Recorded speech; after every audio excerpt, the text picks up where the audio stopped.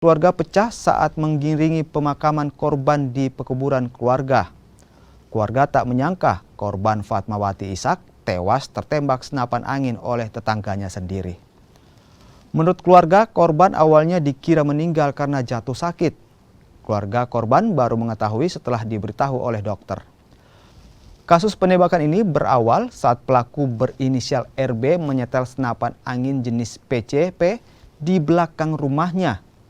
Saat melepaskan tembakan, korban tiba-tiba muncul dari balik pagar hingga mengenai tubuh korban. Pelaku telah ditangkap dan kini menjalani pemeriksaan di Polres Gorontalo. Sementara barang bukti senapan angin telah diamankan oleh polisi. Tidak diketahui. Ini kena tembak? Ya, cuma kedengaran dia berteriak. Nah, sampai keluarga ini kan masih Kalau keluarga gimana? Apakah juga memang tidak tahu kalau korban ini tertembak? tidak, malahan mereka berusaha hanya mengambil ini. Karena di situ kan ada kuburan. Berusaha ambil air. Kalau bahasa Gorontalo mau dilagu apa semua. Jadi itu. dianggap korban ini kenapa?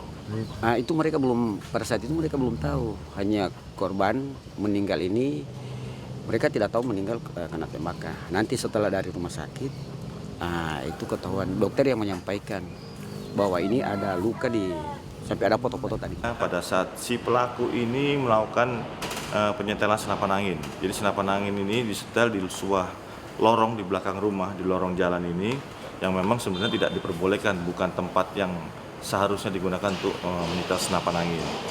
Nah, pada saat tembakan keempat, korban tiba-tiba muncul dari pintu pagar keluar.